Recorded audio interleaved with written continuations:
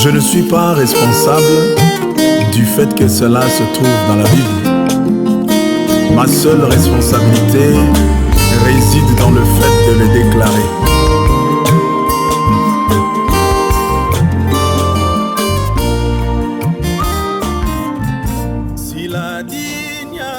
Ça veut dire que la position des fils, c'est pas l'église qui donne ça. C'est la parole qui le donne. Voilà pourquoi nous ne pouvons pas, si nous sommes des fils de Dieu, nous ne pouvons pas défendre une église. Nous devons défendre la parole. Parce que la parole est le royaume d'où nous venons. Alléluia. Dis amen. Amen, amen. C'est aussi clair que l'eau du rocher.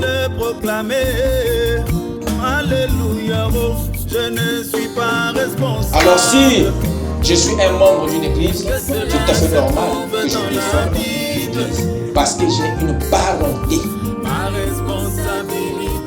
Si j'ai une filiation, je peux même pas, je vais forcer, ça va marcher.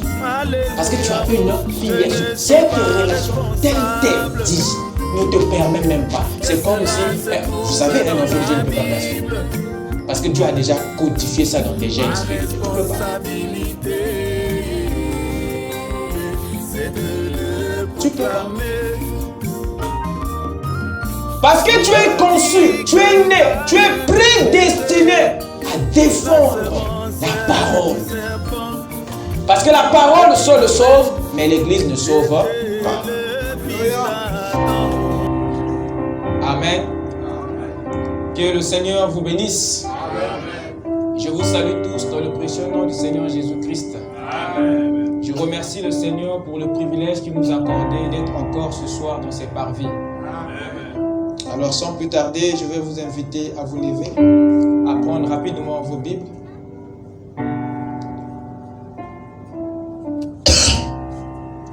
Nous allons lire dans deux passages.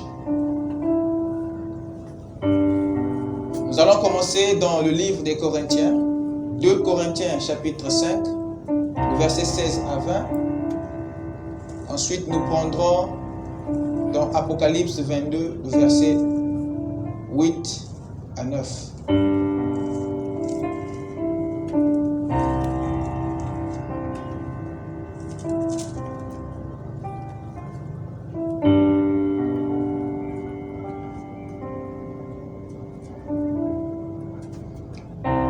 Corinthiens 5, 16 à 20.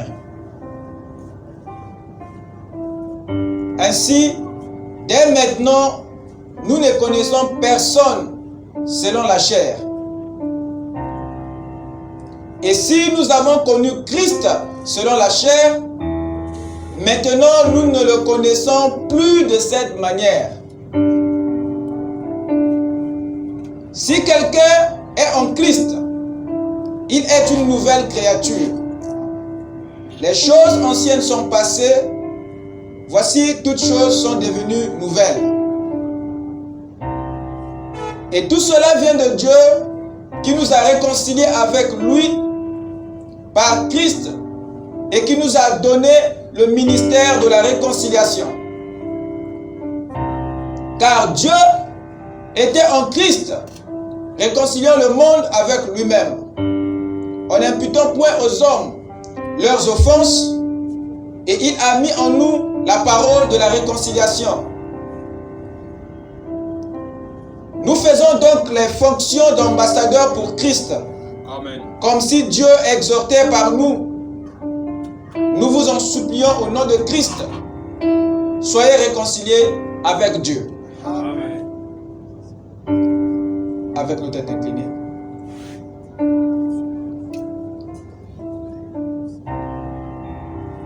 Seigneur notre Dieu, merci à toi Père de nous avoir tourné cet après-midi vers ta parole, tes saintes écritures, d'où nous tirons la vie Seigneur que tu as cachée en elle. Elle est pour nous une manne qui a traversé les âges. Seigneur Dieu, nous la voulons aujourd'hui Père, parce que tu l'avais caché dans le lieu très saint. Maintenant, ô Dieu, tu connais le cœur de chacun de nous, Père. Tu connais les attentes de chacun, Seigneur. Je prie, Seigneur, ô Dieu, que tu regardes chacun et que tu exauces au-delà, Seigneur, de nos attentes. Pardonne nos péchés, nos manquements. Parce que, Seigneur, comme disait David, tu sais de quoi nous sommes faits. D'un peu de poussière, Seigneur, tu le sais. C'est pour cela, Seigneur, jette chacun de nous dans cette rivière de sang qui a été tirée des veines d'Emmanuel. Amen. Afin que toutes les tâches intérieures et extérieures de notre culpabilité soient ôtées, Seigneur. Amen. Bénis ta parole qui vient d'être lue. Viens l'ouvrir pour nous, afin qu'à la fin, Seigneur, chacun reparte chez lui avec une partie de la colonne de feu. Sanctifie-nous, ô Dieu, car nous savons qu'il est plus tard que nous le pensions. Nous t'invitons maintenant à bénir nos esprits ce soir, dans le nom de Jésus-Christ, notre Dieu. Amen. Amen. Je vous prie de vous asseoir pendant que nous ouvrons rapidement dans Apocalypse 8. Apocalypse 22, pardon, le verset 8 à 9.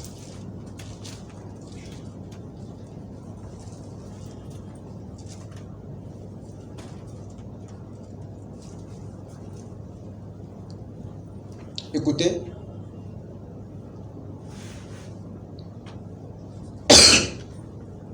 C'est moi, Jean, qui ai entendu et vu ces choses. Et quand j'eus entendu et vu, je tombais aux pieds de l'ange qui me les montrait pour l'adorer. Mais il me dit, garde-toi de le faire. Je suis ton compagnon de service et celui de tes frères, les prophètes, et de ceux qui gardent les paroles de ce livre. Adore Dieu. Amen. Amen. Que le Seigneur ajoute les bénédictions à la lecture de sa parole. Amen. Cet après-midi, j'aimerais parler sur les lois des deux relations. Les lois des deux relations.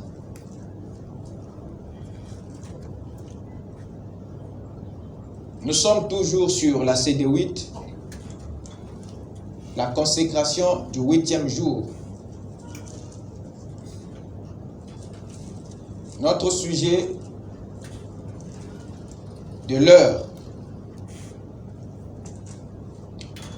Nous avons vu que l'homme avant... Vous êtes avec moi? Amen. Nous avons vu que l'homme avant la chute entretenait une bonne relation avec Dieu et avec son environnement, c'est-à-dire le jardin. Mais quand il a perdu sa relation avec Dieu, Adam perdu aussi sa relation avec son environnement et les habitants de son environnement. Adam croyait qu'en perdant sa relation avec Dieu, il allait garder sa relation avec le jardin. Il avait oublié que sa relation avec le jardin dépendait fortement de sa relation avec Dieu. Dieu était au ciel et le jardin était sur la terre. Mais cela n'a pas empêché qu'Adam perd ce qui était sur la terre, le jardin, après avoir perdu sa relation avec Dieu, ce qui était au ciel. Et nous voyons dans la Genèse ici comment est-ce que Dieu le chassa, non de l'Éden, mais du jardin. Dans Genèse 3, verset 23, vous pouvez voir la tragédie de l'histoire. Et l'Éternel Dieu le chassa du jardin d'Éden pour qu'il cultivât la terre d'où il avait été prise. C'est ainsi qu'il le chassa, qu'il chassa Adam et mit à l'orient du jardin d'Éden les chérubins qui agitaient ou qui agitent une épée flamboyante pour garder le chemin de l'arbre de vie. Adam n'avait pas perdu l'Éden, mais Adam avait perdu le jardin. Et c'est dans le jardin où vivait toute sa famille terrestre. C'est dans le jardin où vivait sa famille humaine. C'est dans le jardin où Adam avait une relation fraternelle. Mais quand il a perdu sa relation avec Dieu, automatiquement, il perdit aussi sa relation avec les autres. Amen. Amen. C'est donc cette grande relation que Christ était venu rétablir à la croix.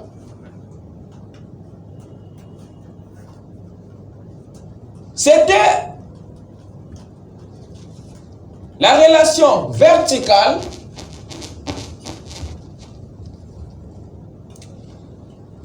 et la relation horizontale que le Seigneur vint donc rétablir au calvaire. Parce qu'en Éden, Adam n'avait pas seulement perdu l'amitié avec Dieu, mais Adam avait aussi perdu l'amitié avec la nature, Amen. avec son environnement. Amen. Il ne pouvait plus communier avec le chita, le léo, de la même manière qu'il communiait avec eux avant sa chute. Il ne peut plus s'adresser au vent, aux arbres, aux animaux, de la même manière qu'il le faisait avant de perdre sa relation spirituelle avec Dieu.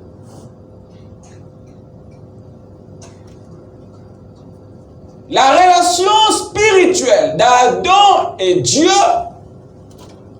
c'est elle qui tenait sa relation horizontale, sa relation fraternelle, sa relation cosmique, sa relation humaine. Il n'avait aucune idée jusqu'où sa relation avec Dieu était très puissante. Mais c'est le jour où il en a perdu qu'il a découvert la puissance de cette relation, la force de sa relation avec Dieu. Alors quand Dieu est venu en Christ, ce n'était pas seulement pour réconcilier Dieu avec l'homme, mais aussi pour réconcilier l'homme avec l'homme.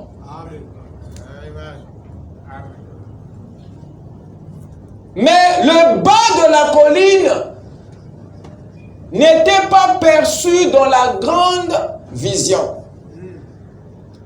Nous n'avons seulement vu le bois vertical, mais nous n'avons pas vu celui qui était couché, l'horizontal. Dieu était en Christ pour réconcilier, ce que dit la Bible, le monde avec qui? Lui-même.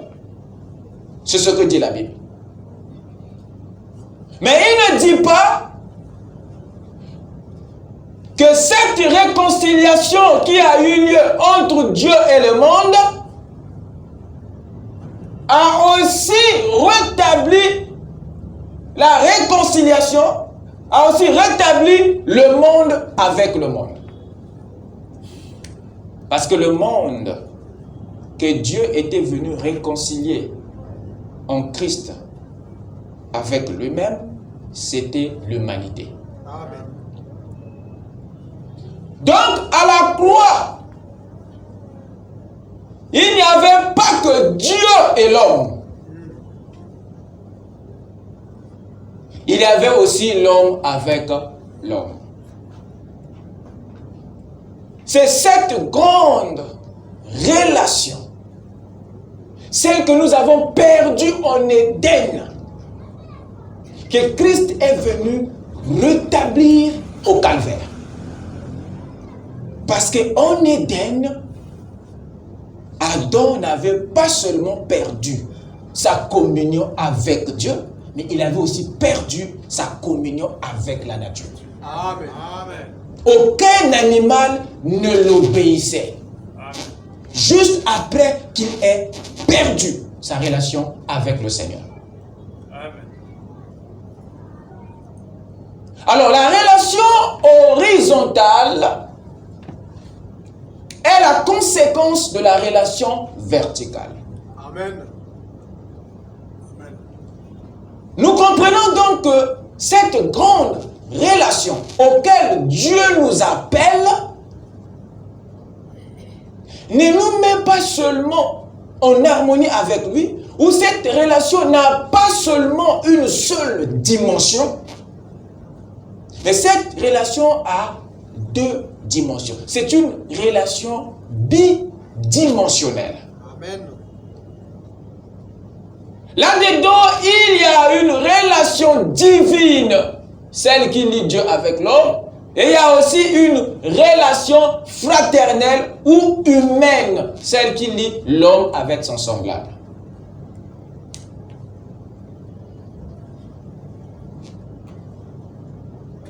Et nous avons vu que dans cette relation qui lie Dieu avec l'homme, il y a trois formes de relations verticales. Il y a la filiation qui est l'amitié des fils avec Dieu, leur Père. Il y a la parenté qui est l'amitié des serviteurs avec Dieu, leur maître. Il y a trois, l'inimitié qui est la séparation de qui? Des rebelles avec Dieu, qui le prend pour leur ennemi. Est-ce que c'est clair? Amen. Les fils ici sont les hommes et les femmes. Les serviteurs ici sont des anges. Les rebelles ici parlent des anges et des hommes, comment? Déchus. Parce que ceux qui sont en séparation ou en inimitié avec Dieu ne sont pas seulement ce groupe d'anges qui avaient été précipités sur la terre, mais il y a aussi un groupe d'hommes qui ont intégré ce groupe.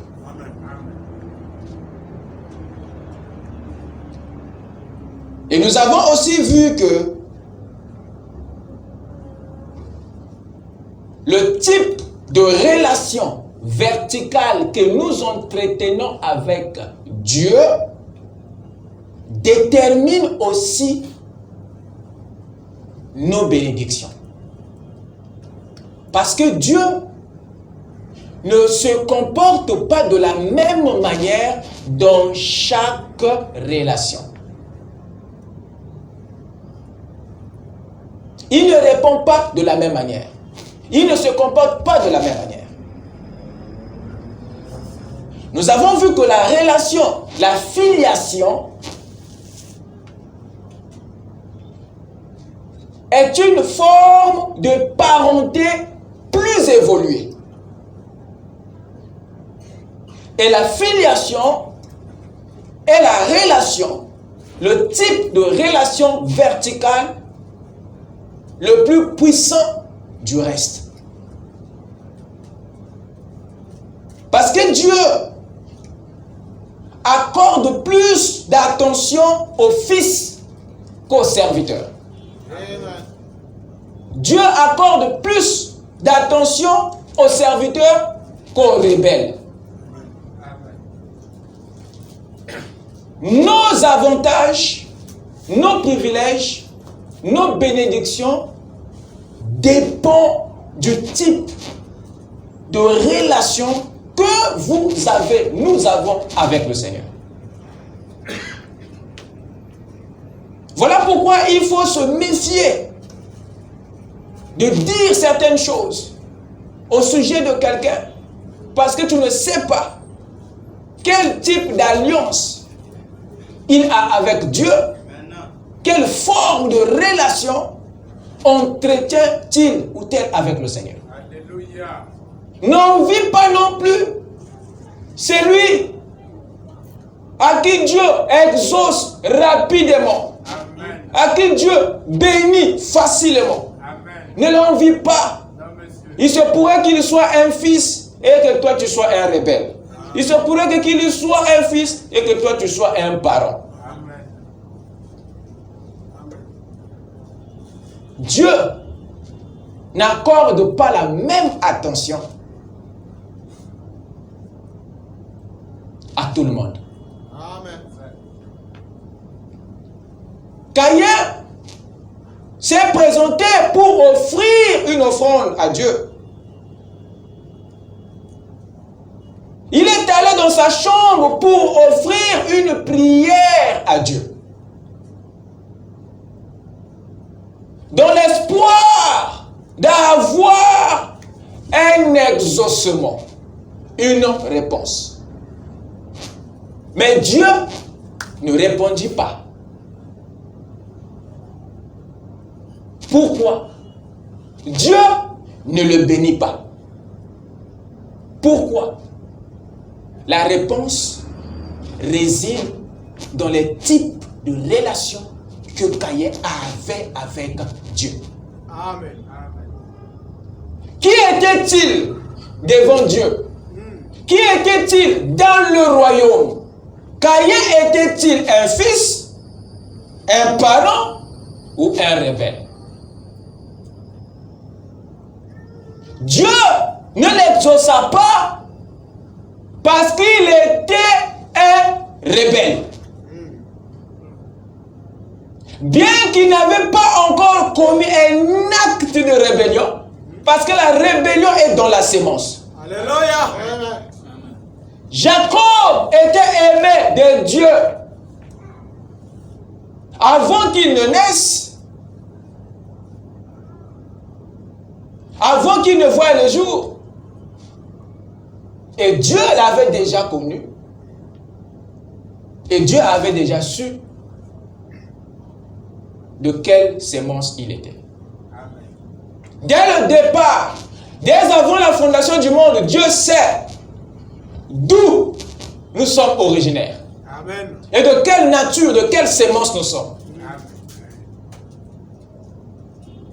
Dieu l'a rejeté. Et Caïn l'a senti. Mais Dieu a répondu, a exaucé Abel. Parce que Abel était un fils. Amen. Et Dieu ne pouvait pas traîner pour exaucer Abel Parce qu'Abel avait une filiation avec Dieu. Le problème se posait au niveau de Caïn. Il a envoyé vers Abel afin qu'il découvre la formule pour passer de l'inimitié à l'amitié. Caïn a refusé. Alléluia.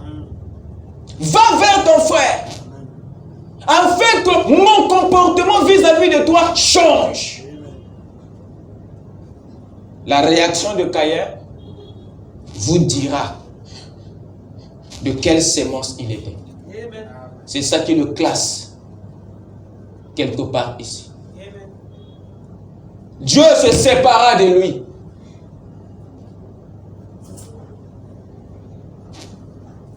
Nous avons ici les 400 prophètes de Baal.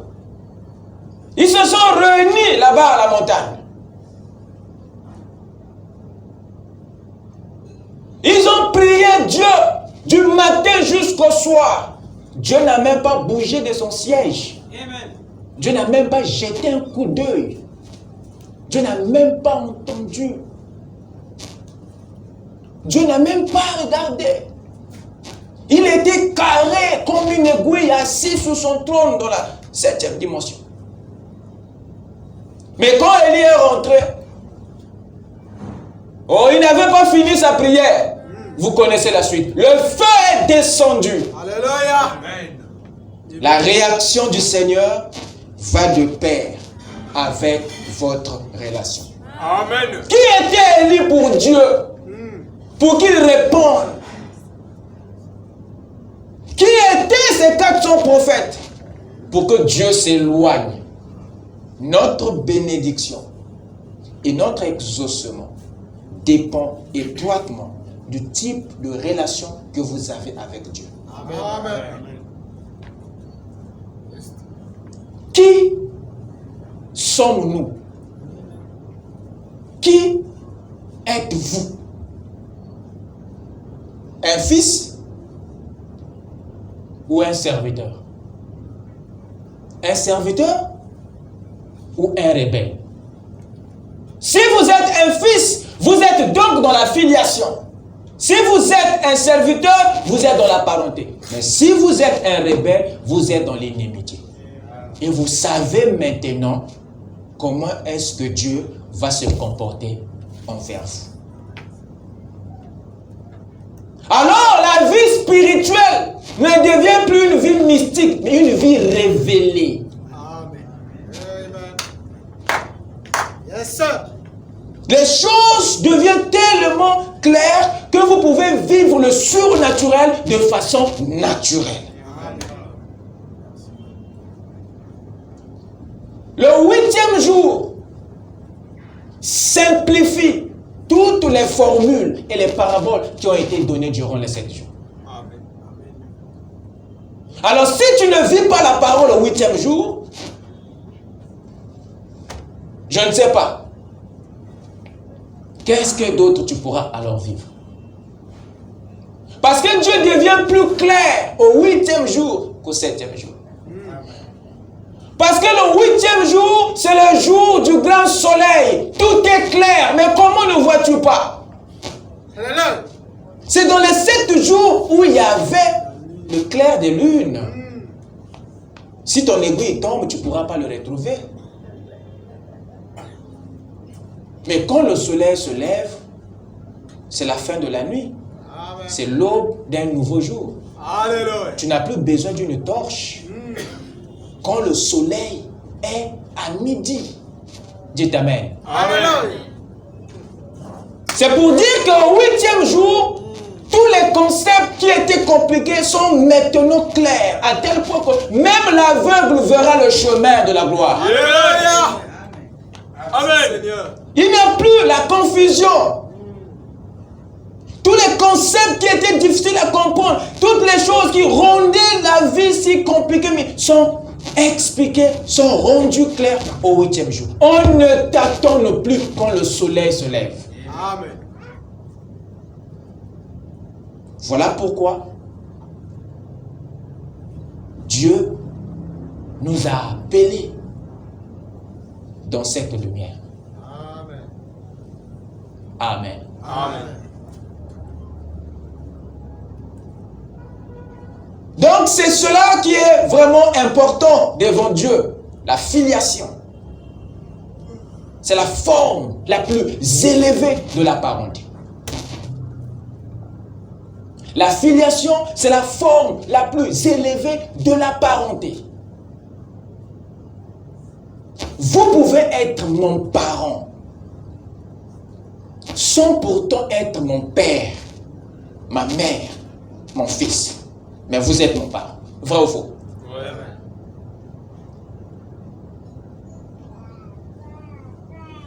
Mais vous ne pouvez pas être mon père, ma mère, mon fils, sans pourtant être mon parent. Mais vous pouvez être mon parent, sans pourtant être mon père, ma mère et mon fils. Il y a donc une différence. Et Dieu veut que nous comprenions la portée de cette relation, afin que nous prenions une bonne décision de là où nous voulons être. Amen. Parce que ce sont ces relations qui déterminent la position de Dieu par rapport à toi. Amen. Dans la filiation, Dieu est en toi. Dans la parenté, Dieu est avec toi. Mais dans l'inimitié, Dieu est loin de toi. Amen. Yes, sir. Donc la position de Dieu peut se voir dans le type de relation que tu as. Ou ta position à toi par rapport à Dieu est rendue claire par le type de relation que tu as. Nous savons très peu au sujet de la relation, mais nous savons trop au sujet de la bénédiction. Beaucoup viennent à l'église pour ce que Dieu va accomplir Amen. dans leur vie. Et très peu viennent pour ce que Dieu est pour eux. Amen. Il y a un problème de relation. Suivez-vous Dieu ou vous suivez les bénédictions de Dieu? Mais si vous avez Dieu, vous avez et l'exaucement et les bénédictions. Amen. Amen. Mais si vous avez que les bénédictions et que vous manquez Dieu, alors Matthieu 7, verset 21 à 22 va s'accomplir. Seigneur, n'avons-nous pas fait ceci en ton nom? Seigneur, n'avons-nous pas dit ceci en ton nom? Mais Dieu dira, il n'y a pas de problème, vous avez tout fait, mais il y a un problème. Moi, je ne vous ai point connu. Comment? Amen. Je ne vous ai point connu. Toi, l'homme le plus omniscient, tu dis que tu ne nous as jamais connus. C'est quoi cette affaire? Tu es Dieu. Oui, mais je ne vous connais pas. Il veut simplement dire qu'il n'y a aucune relation entre vous et moi. Bien que vous avez eu part à mes bénédictions, à ma puissance, à ma force, à mes dons, vous n'avez jamais eu une relation avec moi. Amen. Et moi, je ne veux pas que Dieu dise ça au sujet de vous au 8e jour. Amen. Voilà pourquoi nous apportons l'arche dans votre âme. Parce que c'est ça le lieu très saint. Alléluia. Est-ce que je parle à quelqu'un? Amen. Écoutez ce que le prophète dit ici dans les Hébreux. Écoutez. Hébreux chapitre 6, 3e partie, paragraphe 530. Il dit ceci. Dieu a fait les anges. Il n'a jamais fait des hommes qui allaient devenir des anges. Il a fait les anges et les hommes. Donc, les hommes ne seront jamais des anges. Et les anges ne seront jamais des hommes. Dieu les a fait différents. Amen. Amen. Il dit encore ceci dans questions et réponses sur Hébreux. Troisième partie, paragraphe 753. Les anges sont des serviteurs. Nous sommes des fils et des filles de Dieu. Amen. Et la Bible dit que nous jugerons les anges. Amen. Vous pouvez entendre ça? Alléluia. Que c'est les fils qui jugent les serviteurs. Alors que la religion vous a dit que ce sont les anges qui sont plus puissants que les hommes.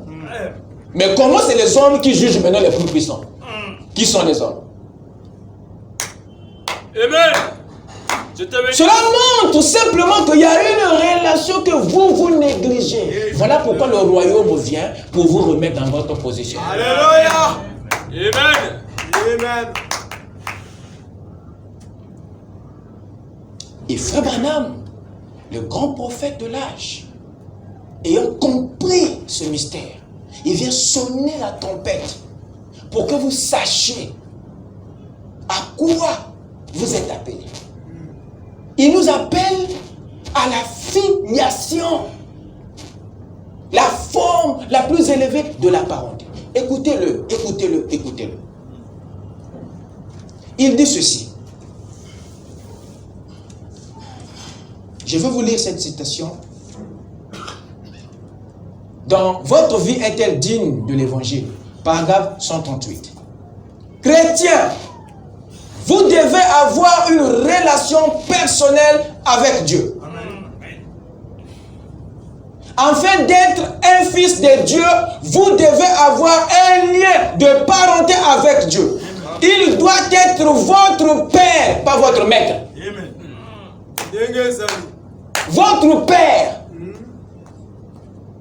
Il doit être votre père afin que vous puissiez être un fils. Amen. Il est clair dans cette filiation. Clair. Pas un neveu, cousin, non.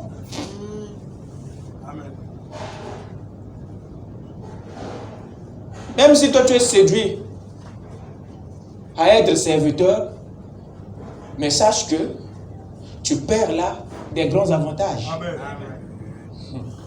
Parce que l'héritage n'est jamais pour les serviteurs, mais pour les fils. Amen. Amen. Alléluia. Il doit être votre père afin que vous puissiez être un fils. Et seuls ses fils et ses filles sont sauvés. Amen. Vous voyez combien même le salut s'implique dans cette relation. Amen. Il n'y en a pas dans la parenté. Non, non. Oh, dites-moi, quel est cet ange-là que Christ est venu sauver? Non. Il les a laissés, mais il t'a plutôt, il t'a restauré. Amen. Amen. Il dit quoi encore? Seuls ses fils et ses filles sont sauvés, pas les membres d'une église, Non, non. mais des fils et des filles. Amen. Il ajoute encore quelque chose d'autre. Pas les membres d'église. Non. Donc, l'adhésion à une église ne marque pas la filiation. Amen. Alléluia. Amen. Amen. Amen. Oh, laisse-moi être membre Amen. d'une église Songolo, je serai automatiquement fils de Dieu. Zéro. Amen. Zéro. Dengue Zali. Zéro. Donc, être membre d'une église ne règle pas la question de la filiation. Amen. Mais c'est quand vous devenez un fils. Ça veut dire que la position de fils, c'est pas l'église qui donne ça. Amen. C'est la parole qui le donne. Amen. Amen. Voilà pourquoi nous ne pouvons pas, si nous sommes des fils de Dieu, nous ne pouvons pas défendre une église. Nous devons défendre la parole. Parce que la parole est le royaume d'où nous venons. Alléluia. Dites Amen. Amen. Amen. C'est aussi clair que l'eau du rocher.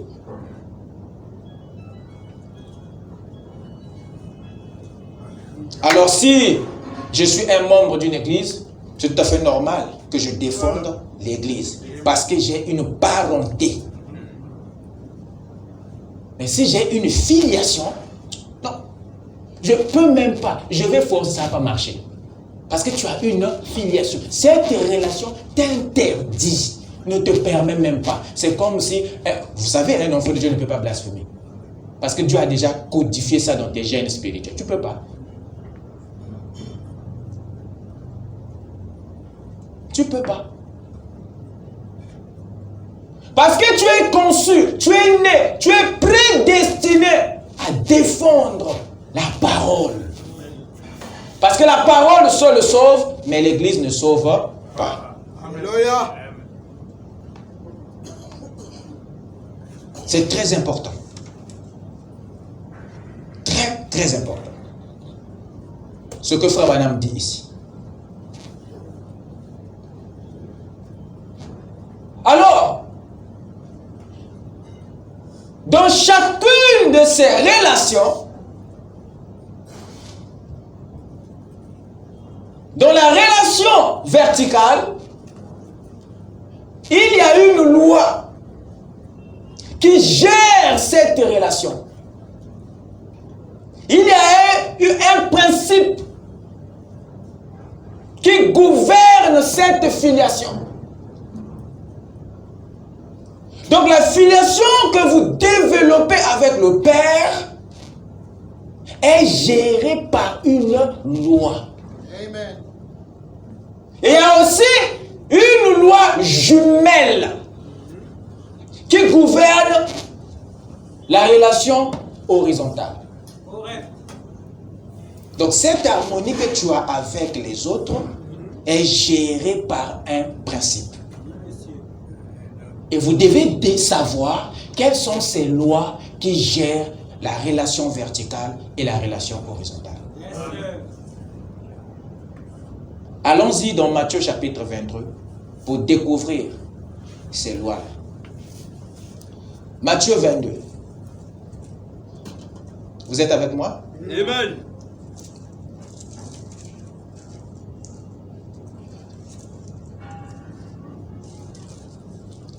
Commençons à partir du verset 34. C'est très très important ce qui est dit ici. Écoutez mes chers amis. Les pharisiens ayant appris qu'il avait réduit au silence les Sadducéens se rassemblèrent.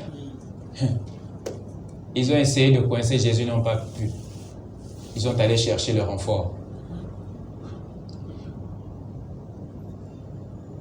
Et l'un d'eux, docteur de la loi, lui fit cette question pour l'éprouver. Vous voyez les intentions des pharisiens? C'était les questions qu'ils posaient, ce n'était pas pour être édifiés. Non, monsieur. Ils ne vous posent pas des questions pour que vous les aidiez, non. Ils vous posent des questions pour que vous commettez une erreur. Yes, sir.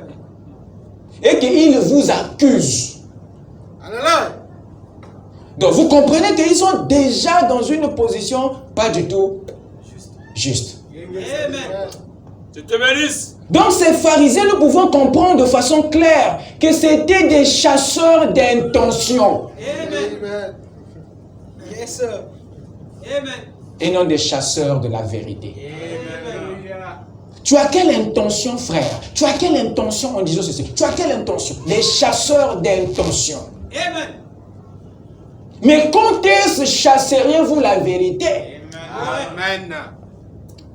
Parce qu'il a dit que le jour où vous saurez la vérité vous affranchira. Amen. Mais quand est-ce chasserez-vous la vérité? Amen. Alléluia. Écoutez. Les pharisiens, ayant appris qu'il avait réduit au silence les Sadducéens, se rassemblèrent. Et l'un d'eux, docteur de la loi, lui fit cette question pour l'éprouver. Maître, quel est le plus grand commandement de la loi? Jésus lui dit, Tu aimeras le Seigneur, ton Dieu, de tout ton cœur, de toute ton âme et de toute ta pensée. C'est le premier et le plus grand commandement. Amen. Et voici le second qui lui est semblable, donc sa jumelle. Tu aimeras ton prochain comme toi-même. Alléluia. De ces deux commandements dépendent toute la loi et les prophètes. Amen. Seigneur. Amen. Il y a deux commandements ici que Jésus a donnés. Et ces commandements sont des lois. Alléluia. Il y a une loi qui tient notre relation avec Dieu.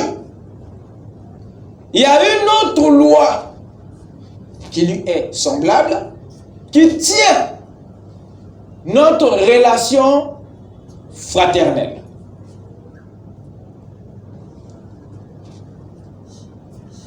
Nous avons ici la loi du verset 37.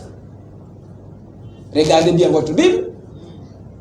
Et il y a la loi du verset 39. Correct. Nous avons ici deux lois, Alléluia. deux principes. La loi 37 et la loi 39. Amen. Alléluia. La loi 37 gouverne ta relation entre toi et le Seigneur. Oui, monsieur. Et la loi 39 gouverne ta relation à toi avec ton prochain. Amen. Ah.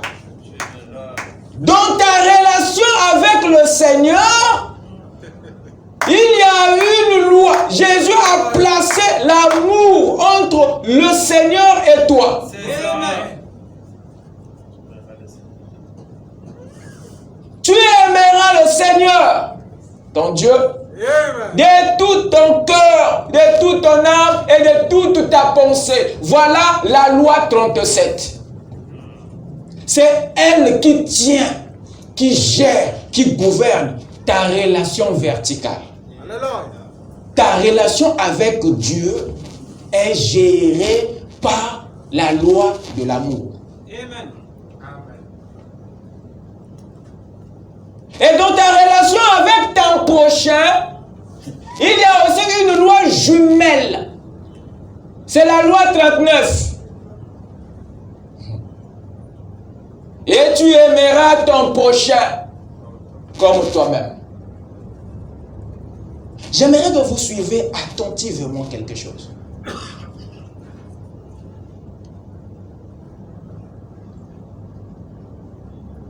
L'amour est la seule chose que le Seigneur réclame, demande dans votre relation avec lui.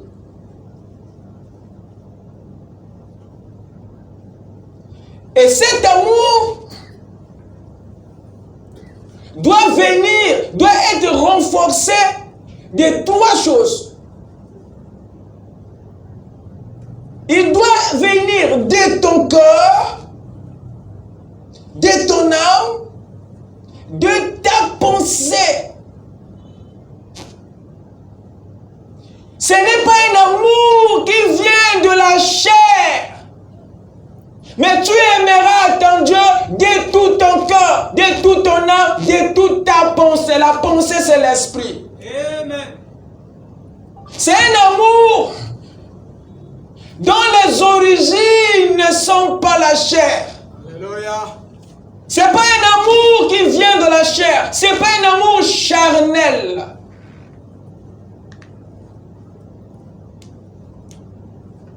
Dieu ne veut pas une relation sans amour agapao. Amen. Amen. Il veut un amour qui vient du cœur, qui vient de l'âme, qui vient de votre esprit. Amen. Pas un amour qui vient du corps, qui vient de la chair. Il dit non, dans cette relation verticale, dans votre filiation, la loi qui doit la gouverner ne doit pas venir de la chair. C'est une loi intérieure. Il doit venir de l'âme. Alors quel est cet amour qui ne vient pas de la chair? Quel est cet amour qui vient uniquement de l'esprit? Allons-y dans Romains 5. Romains 5, verset 5. Écoutez ce que le Saint-Esprit dit ici. Or, l'espérance ne trompe point. Parce que l'amour de Dieu, vous écoutez ça? Est répandu où? Dans le corps? Est répandu dans nos cœurs par le Saint-Esprit qui nous a été donné. Amen. L'amour de Dieu, pas l'amour de l'homme. L'amour de Dieu, qui est l'amour divin, l'amour agapao. Dieu le répand dans ton cœur par le Saint-Esprit pour que tu sois capable de l'offrir à Dieu. Amen. Il place ça dans le cœur. Il le met dans l'âme. Il le met là dans cette dimension spirituelle pour que tu puisses en servir à Dieu parce qu'il en a besoin dans votre filiation. Amen. Parce que si cet amour agapao n'y est pas, rien ne va tenir ta filiation. Rien ne va tenir ta relation avec Dieu. Voilà pourquoi beaucoup ont des délestages. Amen. Parce que cet amour agapao, c'est le power inga. C'est le courant qui ne s'éteint pas. Pour que tu n'aies pas des ondulations dans ta relation avec Dieu, pour que tu n'aies pas des jeux de lumière, il faut que tu aies cet amour. Alléluia. Et Dieu le répond dans le cœur par le Saint-Esprit.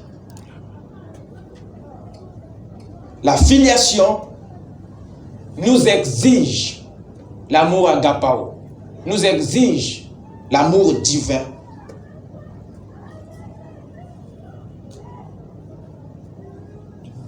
Et l'amour divin, c'est la pierre de fête. Amen. Amen. Amen. C'est ça qui tient cette relation qui se fait au-delà des âges. Cet amour du 8e jour est tenu par la pierre de fête. L'amour parfait. L'amour agapao.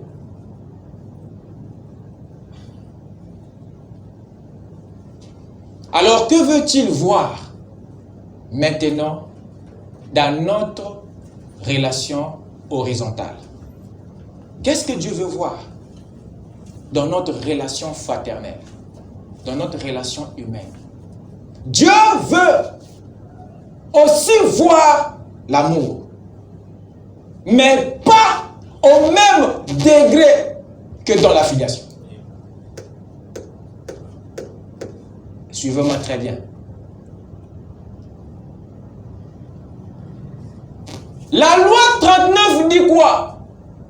Lisez avec moi. Lisez attentivement.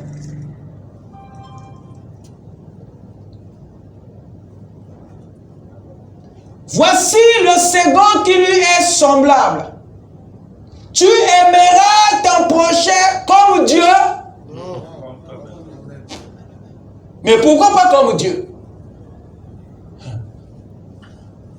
Parce que l'amour qu'il réclame dans notre relation horizontale n'a pas les mêmes degrés que ce qu'il réclame dans la relation qui le lie avec lui. Voilà pourquoi il n'a pas dit ici que tu aimeras ton prochain de tout ton cœur, de toute ton âme, de toute ta pensée. Il n'a pas dit ça. Il n'a pas aussi dit que tu aimeras ton prochain comme moi Dieu. Non. Tu aimeras le Seigneur ton Dieu.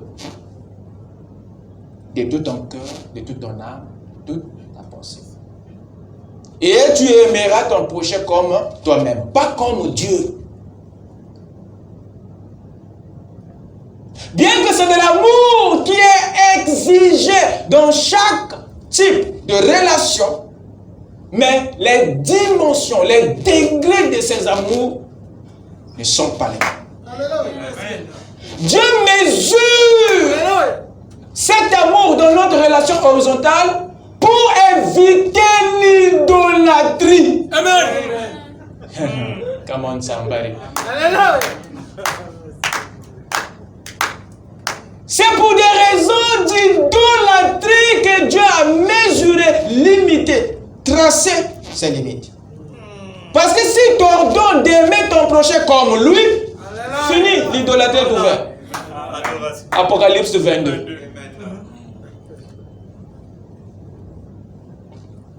Dieu veut, oui, que nous nous aimons entre nous. C'est la parole. Mais si je commence à t'aimer toi plus que la parole, il y a un problème. Si je commence à t'aimer plus que Dieu, il y a un problème. Correct.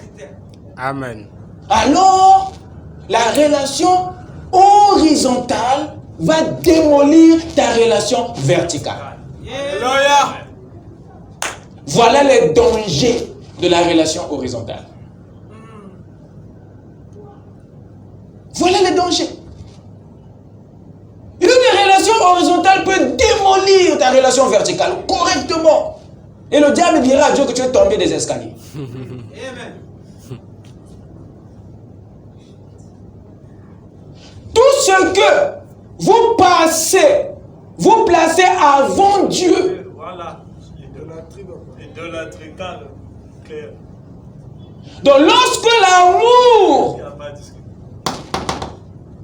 divin quitte la relation verticale, automatiquement, vous êtes mal barré. Amen. Dieu vous expulse de son âme. Amen. Il vous chasse de sa pensée. Amen. Parce que vous avez brisé la loi 37 au profit de la loi 39.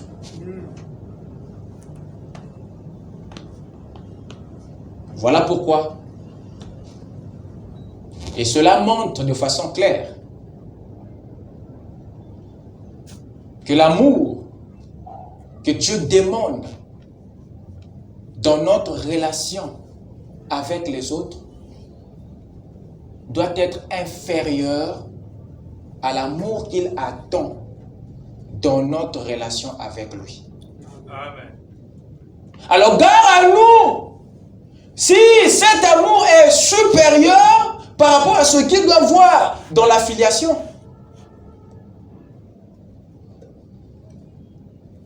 Lisez avec moi quelque chose. Matthieu 10, verset 37. Ça va nous éclairer la pensée. Matthieu 10, verset 37. Écoutez ce qu'il dit ici. Celui qui aime son père ou sa mère plus que moi n'est pas digne de moi. Non. Ça, c'est la relation horizontale. Entre toi et ton père, ta mère, ta famille, entre vous les humains, entre vous les frères, c'est l'amour. Mais Dieu dit ici que si il te surprend en train de l'aimer, ton père plus.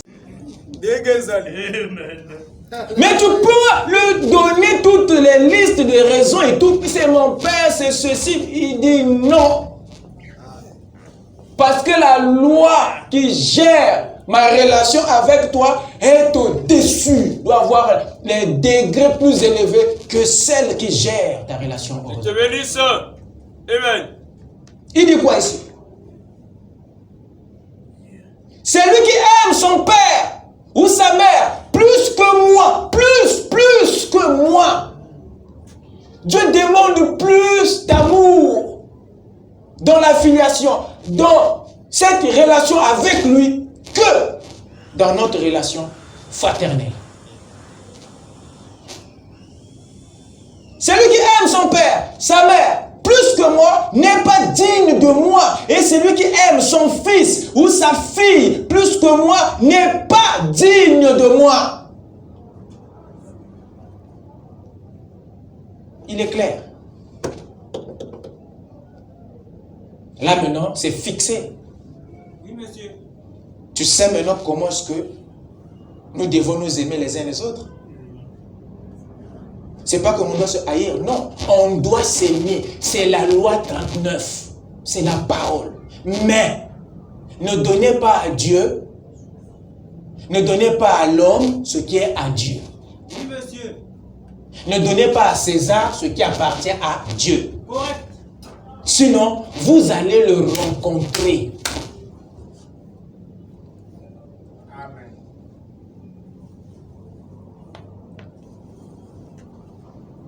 C'est ça le problème que nous, les hommes, avions.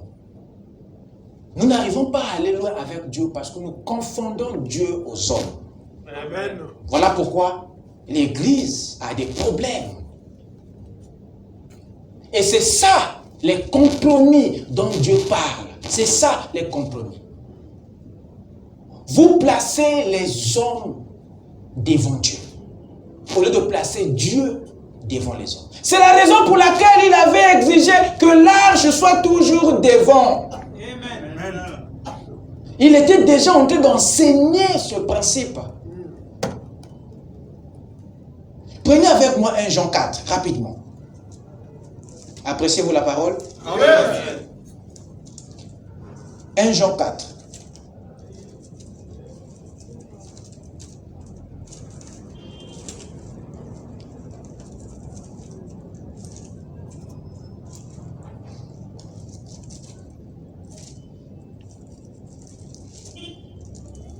« 1 Jean 4, prenez le verset 20 à 21.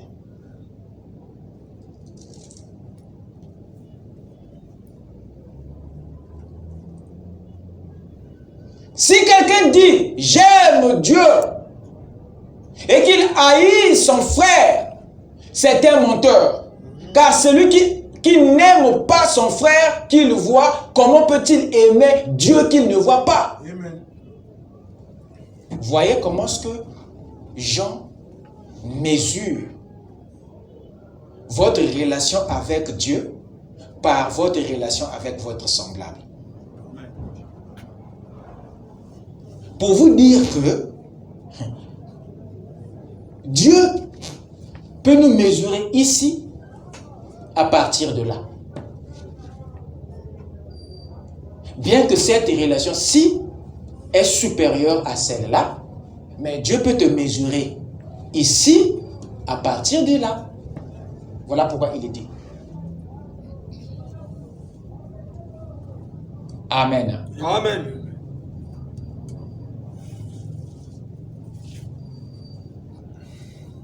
Donc nous pouvons perdre notre relation avec Dieu rien que par notre relation avec les autres. C'est-à-dire que la relation horizontale peut démolir, détruire notre relation verticale. Quand vous aimez l'homme plus que Dieu, vous perdez Dieu. Oui, monsieur. Quand vous aimez la femme plus que Dieu, vous perdez Dieu. Oui, monsieur. Quand vous aimez l'argent plus que la parole, vous perdez, vous brisez votre relation avec Dieu. Oui, monsieur. Amen. Tout ce que vous mettez devant, vous mettez les intérêts, vous perdez. Si c'est une église, elle perd sa relation avec Dieu. Amen. Si c'est un homme, elle perd. Quand vous privilégiez les intérêts naturels, vous perdez l'intérêt éternel. Oui, monsieur. Alléluia. C'est un principe. Parce que Dieu n'accepte pas. Violer la loi 39, ne violez pas la loi 37. Amen. Parce qu'elle est liée au premier commandement. Alors cela active la jalousie de Dieu. Parce que tu adores un Dieu étranger. Correct. Ça peut être l'argent, ça peut être l'église, ça peut être ta femme, ça peut être ton mari. Ça peut être quelque chose d'autre. Ça peut être le travail.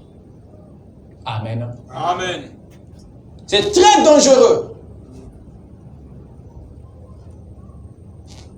Aimer quelqu'un ou quelque chose plus que Dieu, cela brise votre relation verticale.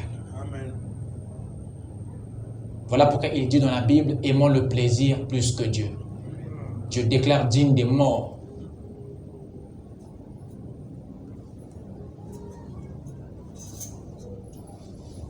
Qu'est-ce qui a brisé la relation de Ève avec Dieu?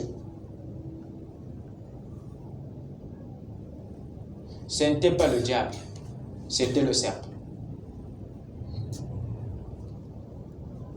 Pour avoir aimé, le fruit de l'arbre de la connaissance plus que le fruit de l'arbre de la vie. Amen. Pour avoir pris plaisir, pris plus plaisir à écouter le serpent, voyez-vous, sa relation avec le serpent a brisé sa relation avec Dieu.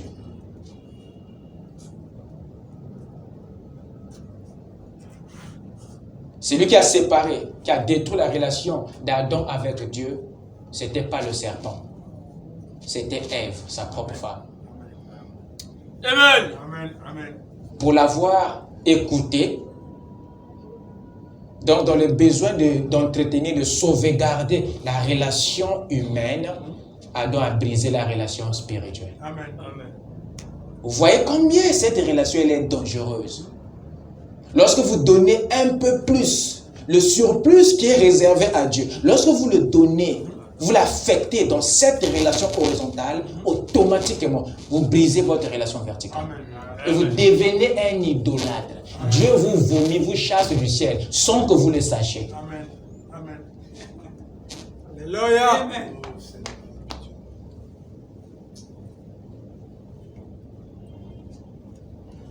Pourquoi? Pour Dieu, Ève avait aimé le serpent plus que lui. Amen. Pour Dieu, Adam avait aimé sa femme plus que lui. Amen. Alors il a décidé, dans le conseil de sa justice, de les excommunier de son amour, de sa relation. Et c'est là que notre histoire, notre tragédie a commencé. Amen. Amen. Nous devons donc respecter la loi 37 et veiller à ce qu'elle reste à sa place. Sinon, notre relation verticale, notre relation avec Dieu, notre filiation aura des problèmes que vous ne saurez pas résoudre. Parce que Dieu est jaloux et il veut que tu l'aimes de tout ton cœur, de toute ton âme, de toute ta pensée. Il ne veut que de cet agapao. Amen. Amen. N'amène pas la chair dans cette relation. Voilà pourquoi Paul dit, maintenant, nous ne connaissons personne selon la chair. Amen. Sinon, vous commettrez des dégâts. Amen. Vous appliquerez ce qui est à la chair à l'esprit et nous aurons encore le même résultat qu'on avait en Éden. Oui, monsieur. Écoutez ce qu'il dit. Je veux le lire. C'est dans 2 Corinthiens, je crois bien. Je crois bien.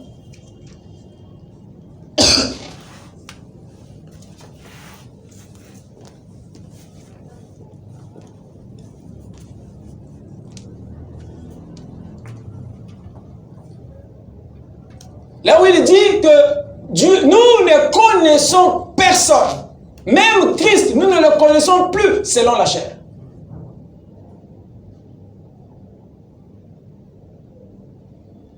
C'est pour dire que la relation spirituelle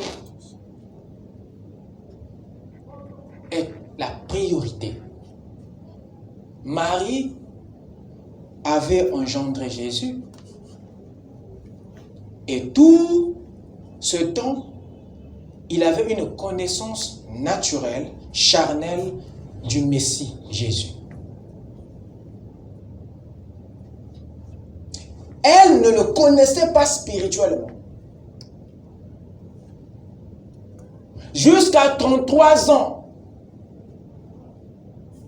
l'âge où Jésus a quitté, Marie ne le connaissait pas encore spirituellement. Même pas ceux qui l'ont accompagné pendant les 3 ans et demi de son ministère, aucun d'entre eux ne le connaissait selon l'esprit. Voilà pourquoi ils ont écrit des biographies.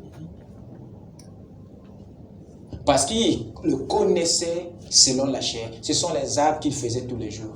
Mais Dieu savait que s'il les garde dans cette historique humaine, charnelle qu'ils ont du Messie, ils n'iront pas loin dans leur marche, dans leur relation avec Dieu. C'est ainsi qu'il les a tous convoqués dans la chambre haute. C'est dans cette chambre haute, cet endroit élevé, qui pour l'atteindre, il fallait prendre les 7 marches de l'église. C'est là qu'ils l'ont connu selon l'esprit. C'est quand ils sont tous nés de nouveau. Marie a engendré le Messie, mais Dieu l'a exigé la nouvelle naissance. Amen. Elle devait naître de nouveau. Je te bénisse. Peu importe que tu aies donné naissance au Messie, tu es la mère, sois pas de Dieu comme disent les catholiques, tu dois naître. You must be born again. Amen. Pas chemin. Marie devait parler en langue là-bas. Mais ceux qui adorent Marie aujourd'hui ne cherchent pas la nouvelle naissance. Mais Marie elle-même qui a donné naissance à Jésus a cherché la nouvelle naissance pour entrer. Amen, amen. Tous les disciples, tous les apôtres devaient naître de nouveau pour le connaître selon l'esprit. Amen. C'est pour éviter d'amener la chair dans cette relation. Amen. Amen. Amen.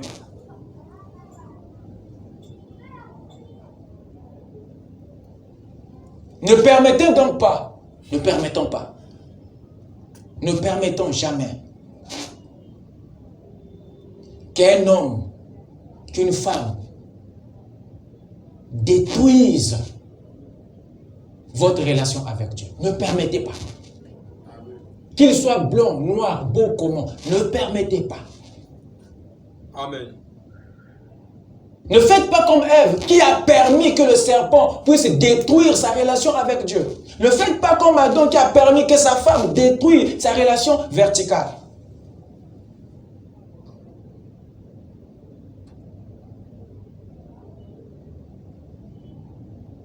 Faites plutôt comme Joseph qui n'a pas permis à la femme de Potiphar de détruire sa relation avec Dieu.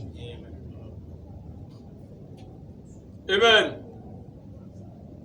Faites comme Daniel, qui n'a pas permis que le roi et ses mets et toute la distraction de Babylone, des frères et des sœurs, puissent l'éloigner de la parole, l'éloigner de Dieu. Daniel n'a pas permis, ainsi que les 3 Hébreux, ils n'ont pas permis que le train de vie de Babylone puisse les séparer d'avec Dieu. Ils n'ont pas permis.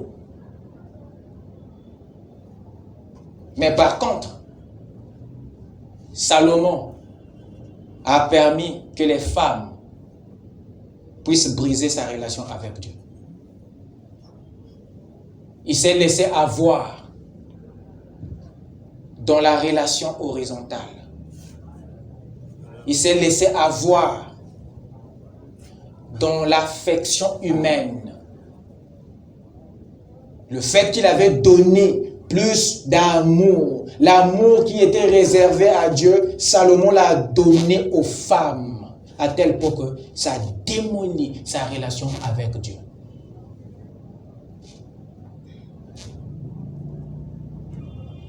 Ne faites pas comme Samson, qui a donné son cœur à Delilah. Et Delilah l'a séparé avec Dieu.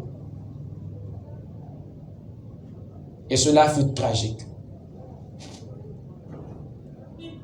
Amen. Amen. Que le Seigneur vous bénisse. Amen. Amen.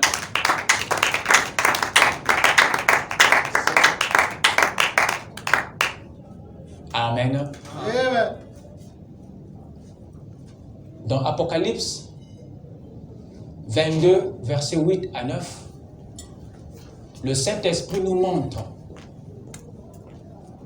comment est-ce que les véritables messagers protègent les gens contre les dangers de la relation horizontale. Cet ange savait que la relation qu'il avait développée avec Jean, depuis Apocalypse 1 jusqu'à l'Apocalypse 22, cet ange savait qu'il y avait un contact, un lien, une relation qui était déjà établie.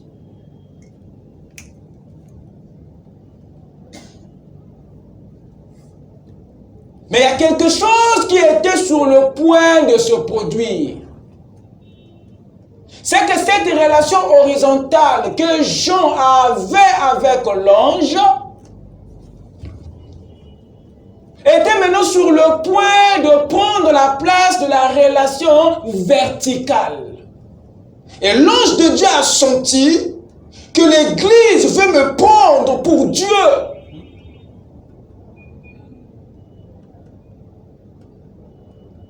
C'est ainsi que cet ange lui a donné un message qui a protégé la relation des gens avec Dieu. Amen. Et la relation des gens avec l'ange.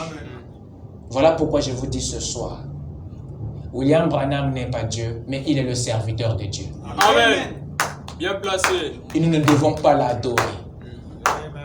Si nous le faisions, nous allons perdre notre relation avec Dieu. Amen. Voilà pourquoi tous ceux qui le font n'ont plus de filiation. Cet ange nous montre, rien ne doit prendre la place de Dieu. Adorer Dieu. Amen. Amen. Que le Seigneur vous bénisse. Amen.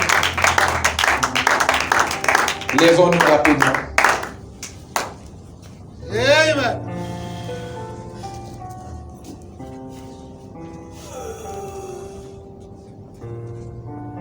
Voilà les lois des deux relations. Nous avons la loi 37 et la loi 39. L'amour et l'amour. Mais au degré différent. Parce que notre Dieu est un Dieu jaloux.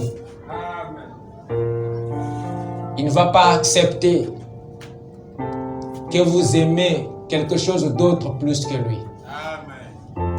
Raison pour laquelle l'ange d'Apocalypse 22 a amené l'équilibre. Et je crois de tout mon cœur, le même message qui a été prêché à Jean ce jour-là, c'est le même que William Branham nous a prêché dans Le Serpent écrasé. C'est le même message qui est dans nos cœurs aujourd'hui. Amen. Et c'est ça qui nous garde loin de l'idolâtrie. Voilà pourquoi nous ne pouvons pas adorer l'erreur. Nous ne pouvons pas adorer le péché. Nous ne pouvons pas adorer la chair. Nous ne pouvons pas adorer l'homme. Mais nous adorons Dieu dans l'homme. Amen. Avec nos têtes inclinées.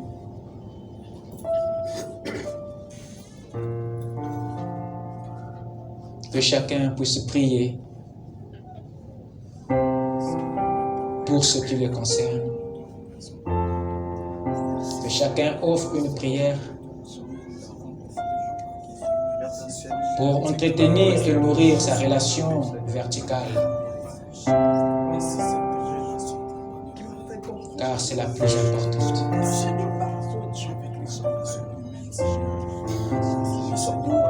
Celle que Dieu veut que nous gardons, protégeons.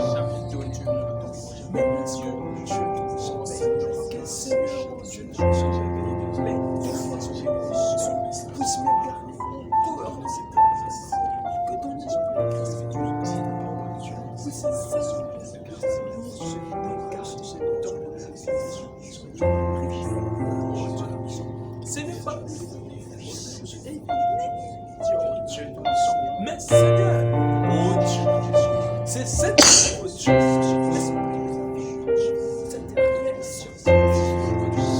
donc qui c'est nous qui amène l'amour, c'est le pouvoir, oh Dieu,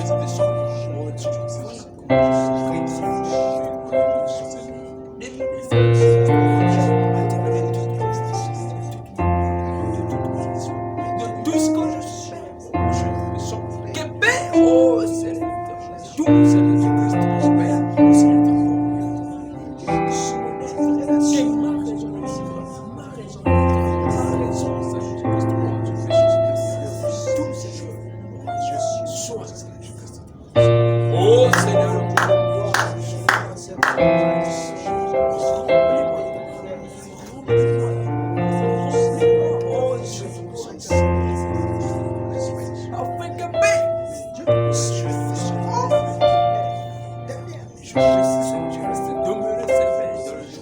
parce qu'il est Christ, oh Dieu, qui c'est le nous, mais de tout. Voilà pourquoi je viens, Père. Oh Dieu,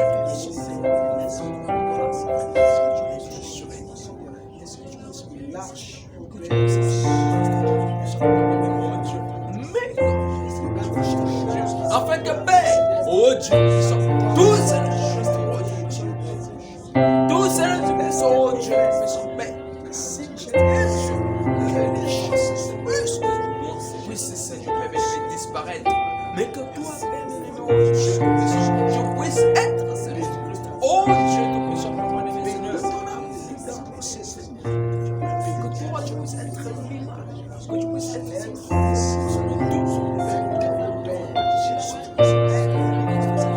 je te prie,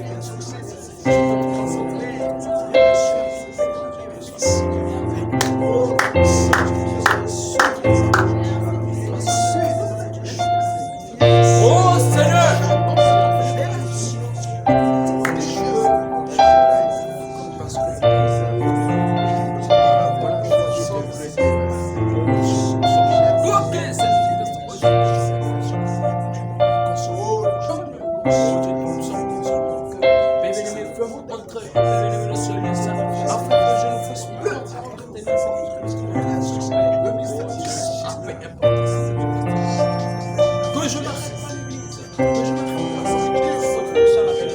mais que Père, oh Dieu, je puisse percer cette chose, oh Dieu, que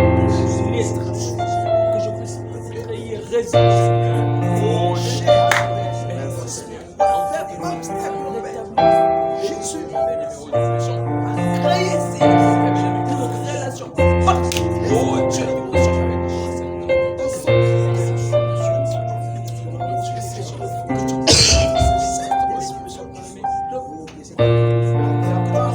dominance, oh Dieu, Seigneur, parce que si on peut tu me fasses, tu veux que Père, oh Dieu, que nous puissions, oh Dieu, voilà pourquoi, oh Dieu, tout,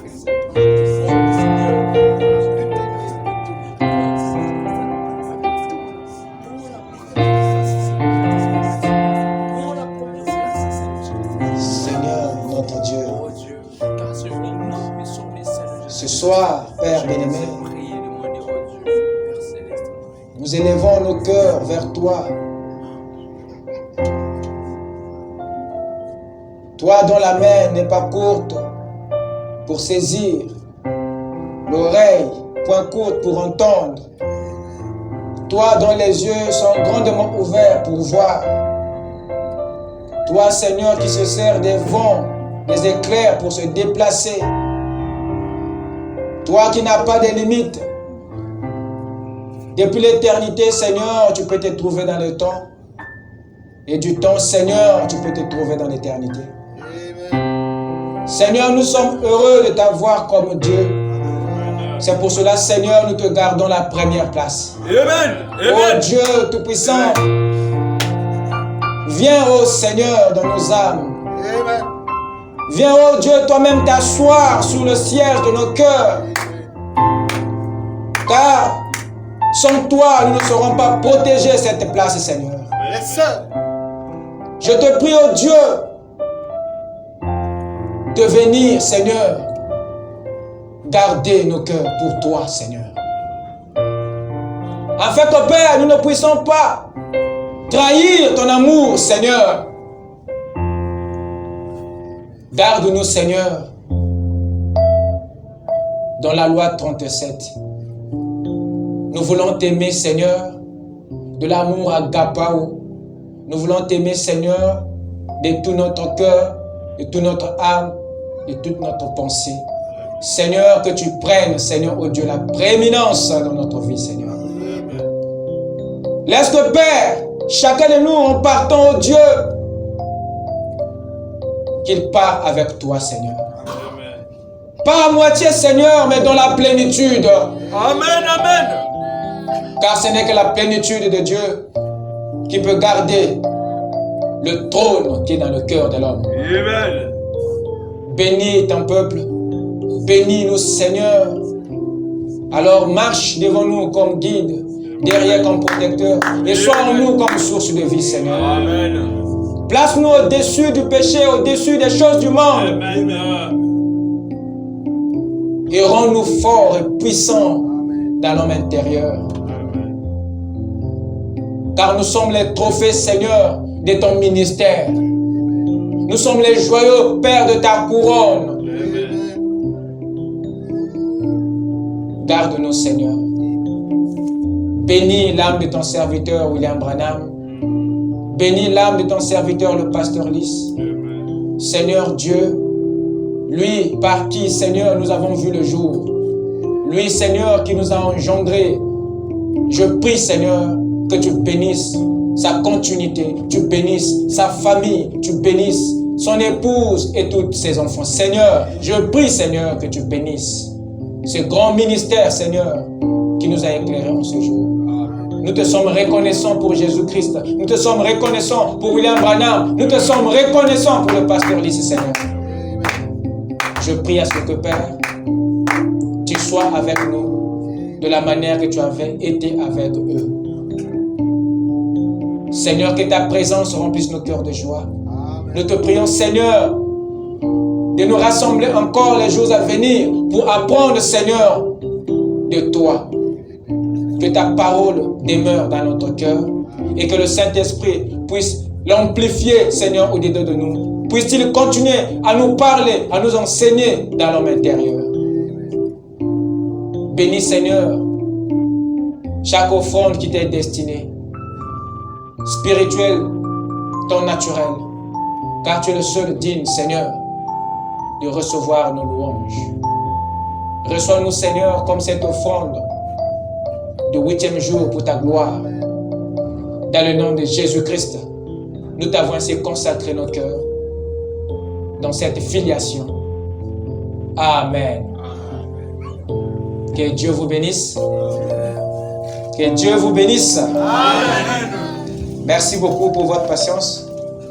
Allez dans la paix du Seigneur. À nous revoir le dimanche à 15h. Amen. Amen. Shalom. Amen. Je ne suis pas responsable du fait que cela se trouve dans la Bible. Ma seule responsabilité réside dans le fait de le déclarer.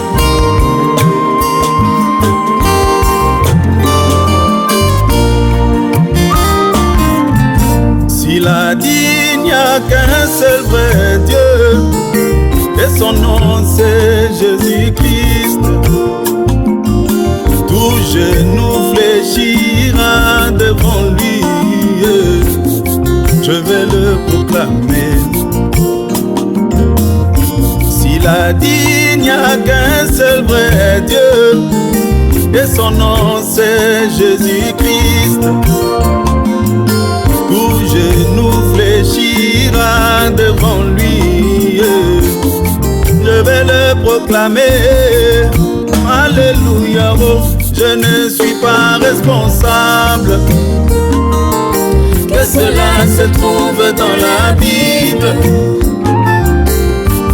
Ma responsabilité, c'est de le proclamer. Alléluia, oh, je ne suis pas responsable que cela se trouve dans la Bible. Ma responsabilité, c'est de le proclamer. S'il a dit que Caïn était la semence du serpent et que Abel était le fils d'Adam,